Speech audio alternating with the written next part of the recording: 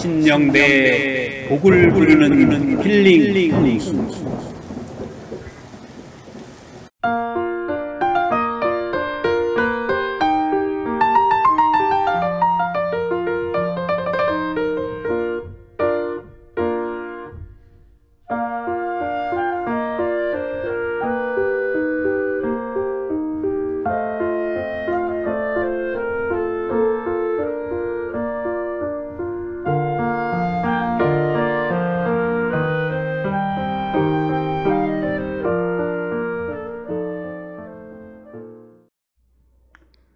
복을 부르는 힐링 풍수 제15강을 시작하겠습니다. 오늘은 집안에 있는 나무와 관련하여 풍수적으로 알아보는 시간입니다. 지난 시간에 이야기를 나누었던 정원의 풍수와 맥을 같이 하고 있는 집안의 나무는 풍수적으로 어떤 중요성을 가지고 있는지 한번 짚어보도록 하겠습니다. 자, 집안에 흐르는 공기의 정화는 물론 녹색 분위기를 남겨주는 나무는 여러 가지 측면에서 매우 유용한 식물이라고 보아집니다만, 풍수에서는 나무의 배치에 따라서 여러 가지 작용이 달라질 수 있다, 이렇게 생각합니다. 나무와 관련된 풍수를 통해 어떻게 하면 생활의 활력을 높이고 가족이 건강하게 살아갈 수 있는가에 대해 많은 관심을 가지고 계실 겁니다.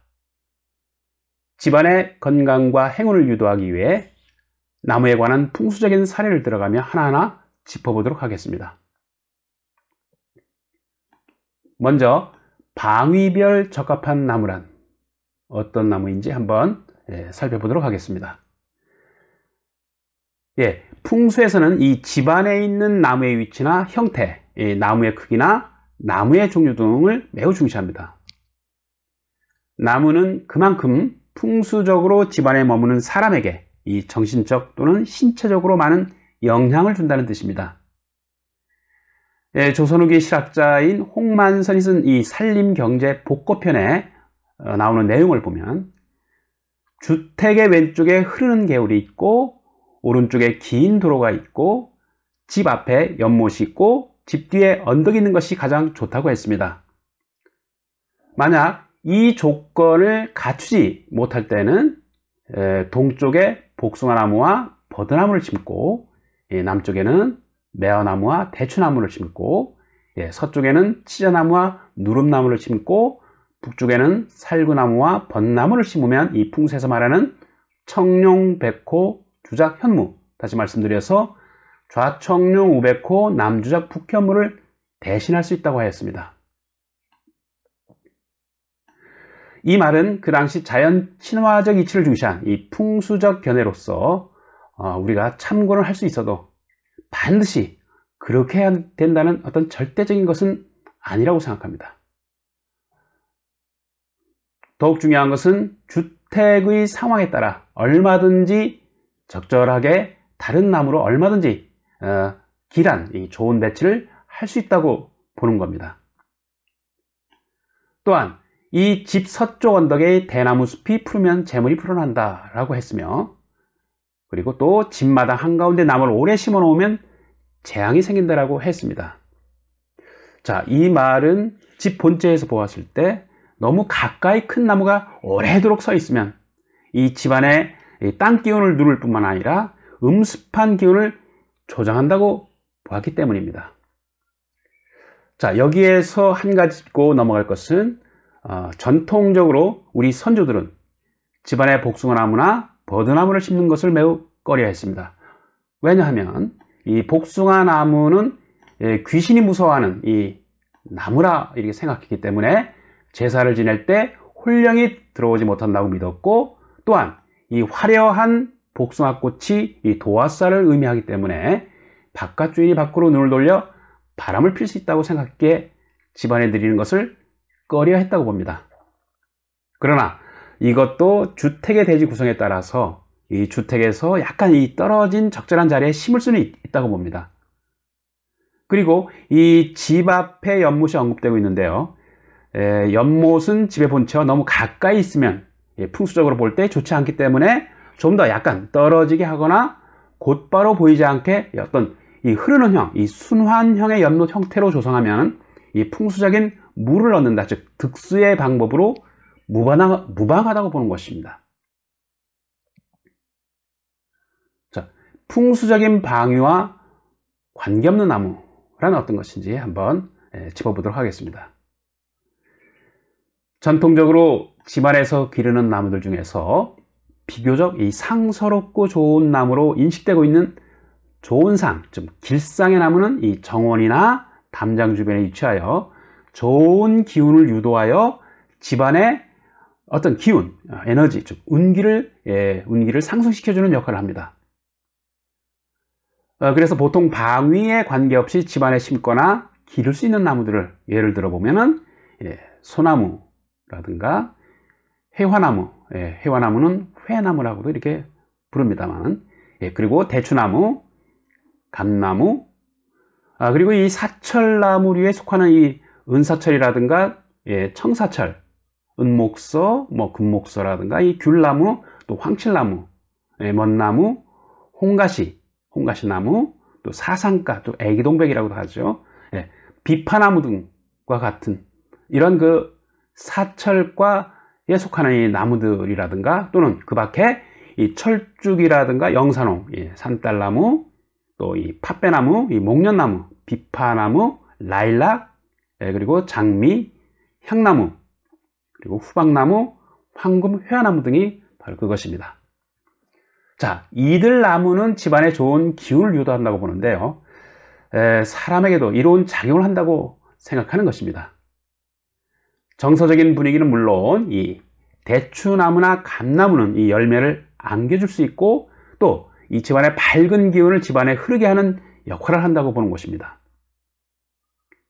향나무나 회화나무는 집안의 어떤 이 잡스러운 기운을 막아주고 어떤 좋은 기운, 아주 상서로운 기운을 유도한다고 믿었습니다. 또한 나무는 이 주변의 지사가 허한 경우, 좀 더 허전한 경우 어떤 비보의, 보충의 방법으로서 많이 응용될 수 있다고 보는데요, 그래서 이 정원풍수에서는 매우 중요한 부분을 또한 차지하고 있다고 봅니다.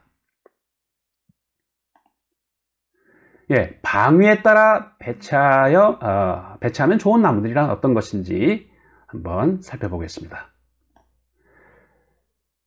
그렇습니다. 다시 한번 말씀드립니다만은 이 정원 풍수에서 있어서 이 나무는 사실 절대적인 방위는 없다고 생각합니다.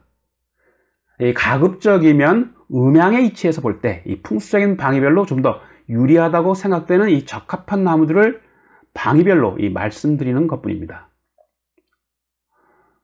이왕이면 다홍치 마라는 말이 있듯이 경험적으로 이 좋게 생각되어 온 것은 그만큼 어떤 인생의 삶의 지혜가 담긴 뜻으로서 간주하면 무리가 없을 듯합니다.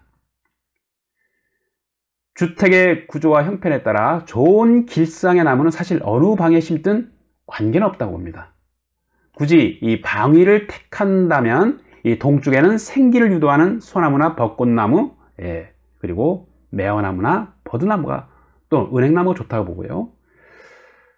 서쪽에 심으면 좋은 나무로는 이 소나무도 좋다고 봅니다. 또 그 밖에 이 떡갈나무라든가 누릅나무, 이 대추나무도 가능하다고 보고요. 그리고 석류나무 등도 비교적 좋다고 봅니다. 남쪽에 심으면 좋은 나무로는 이 소나무나 오등나무 등이 좋고, 비교적 키가 작은 이 과실나무도 좋다고 봅니다. 자, 이번에는 북쪽에 심으면 좋은 나무로는 회화나무나 또 키가 큰 어떤 교목 등이 좋다고 보는데요, 북동쪽에 심으면 좋은 나무로는 봄을 상징하는 어떤 매화나무라든가 이 작은 관목류 등이 좋다고 봅니다. 남동쪽에 심으면 좋은 나무로는 이 대추나무나 매화나무, 그리고 오동나무나 뽕나무 등이 좋다고 봅니다. 물론 이 중에는 방위별로 중복되는 나무도 있다고 보는데요, 특히 소나무나 이 대추나무는 안정과 번영을 주는 의미로서 많은 분들이 좋아하는 나무이기도 합니다. 남서쪽에 심으면 좋은 나무로는 이 대추나무를 비롯하여 목단이라든가 작약, 그리고 매화, 이 구기자나무 등이 좋다고 봅니다. 그리고 북서쪽에 심으면 좋은 나무로는 소나무나 측백나무 이외에도 어떤 은행나무나 밤나무 또는 느릅나무나 석류나무 등도 비교적 좋다고 봅니다. 나무의 형태에 따른 영향은 어떤 것인지 살펴보겠습니다. 나무 풍수와 관련하여 이러한 방법들은 대체로 선조들의 오랜 삶의 경험에서 나온 지혜로 볼 수 있는데요. 특히 집안에 선조 때부터 이 삶의 고락을 함께하며 오래 살던 어떤 큰 나무를 잘라버리는 경우는 매우 신중하고 조심해야 한다고 생각합니다. 물론 지금은 많이 없지만 시골 같은 경우 우물가에 오동나무를 심는 경우가 있습니다. 이것도 매우 꺼려왔던 관습이었다고 볼 수 있습니다. 또 마루나 현관 앞에 너무 큰 나무를 심어 놓은 경우가 있는데 이러한 것은 집안으로 잡다한 기운이나 어떤 음습한 기운을 끌어들여서 이 습기를 조정하게 되거나 집안의 어떤 사람들에게 질병을 끌어들인다고 하여 매우 조심했습니다. 지난 시간에도 잠시 언급되었지만 키가 너무 큰 교목은 집안 가까이 심는 것을 매우 경계했고요. 그리고 특히 여러 그루인 경우는 더욱 좋지 않다고 보았습니다. 일반적으로 집 주변에 심어져 있는 나무나 기타 식물의 성장 상태를 보고도 이 살고 있는 집터의 좋고 나쁨을 판단할 수 있다고 했습니다.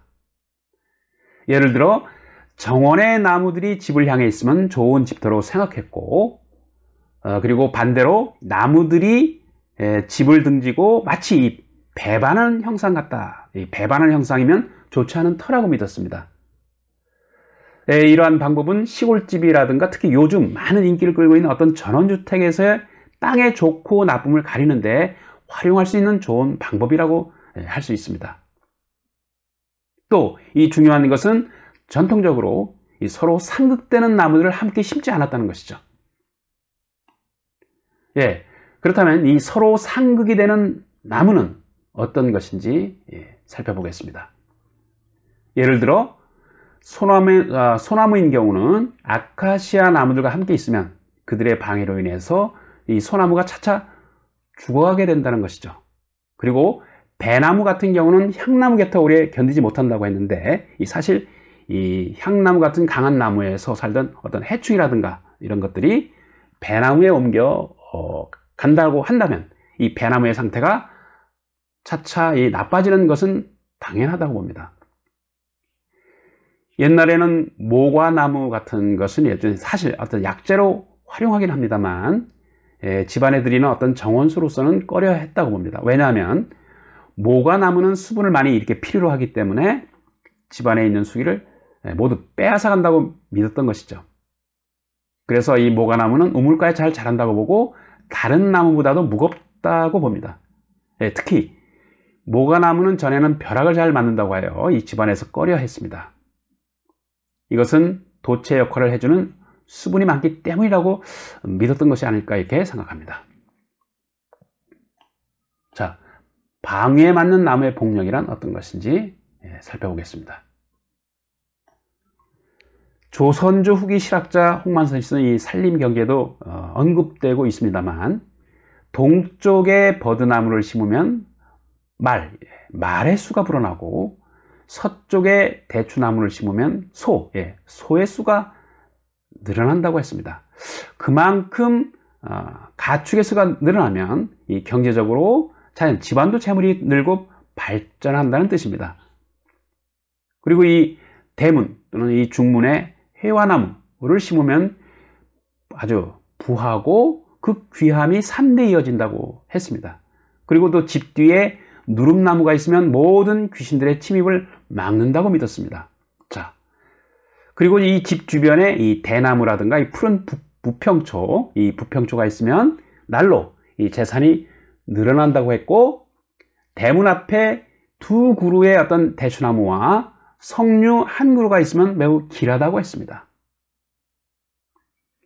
만약에 서쪽에 복숭아나무나 버드나무가 있거나 혹은 집 가운데 살구나무가 있고 북쪽에 자두나무가 있으면 음란한 자가 집안에 나온다고 했습니다.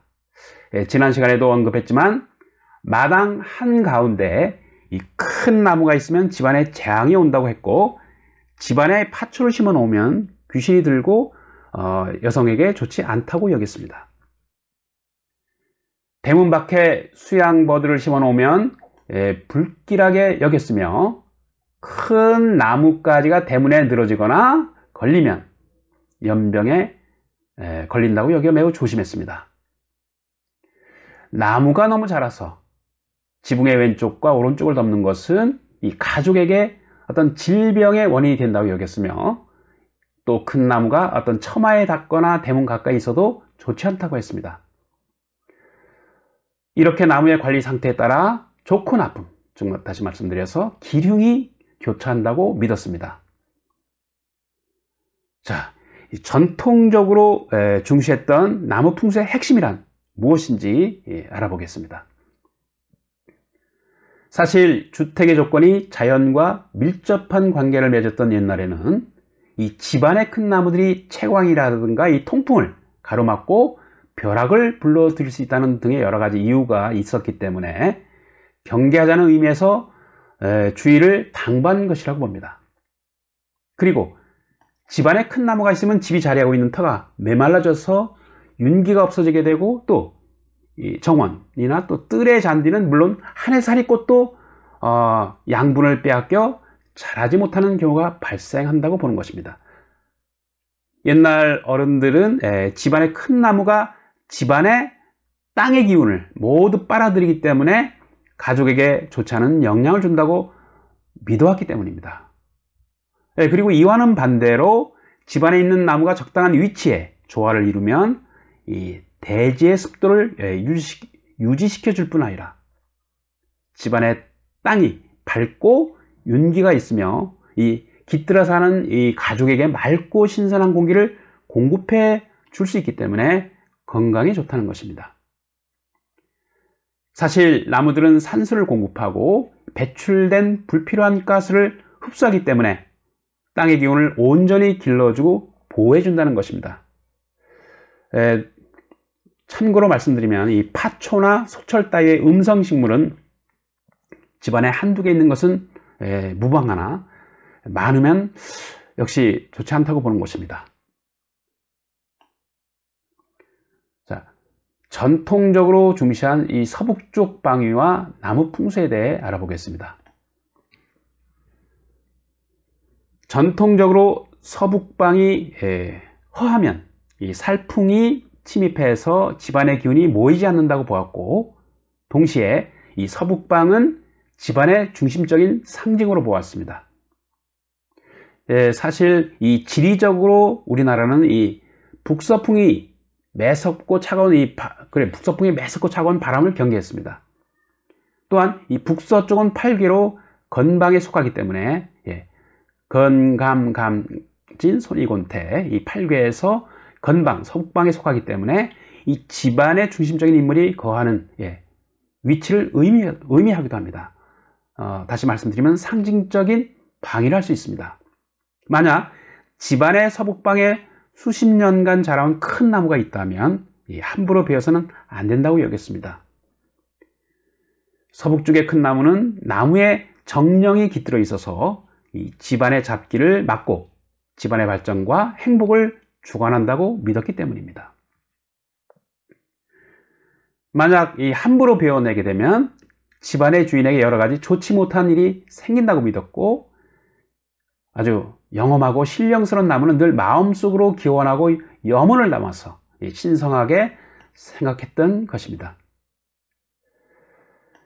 그리고 주택의 북서쪽에 큰 나무가 지키고 서 있으면 사실 이 여름의 서쪽의 뜨거운 햇빛을 가려주고 겨울에는 매서운 북서풍을 막아줄 수 있다고 보는 것입니다. 오늘날에는 냉난방 시설이 비교적 잘 되어 있지만 그래서 큰 걱정은 없습니다. 다만 이 현대식 가옥이라고 해서 옛날 선조들의 지혜를 무시할 수 없다는 것입니다.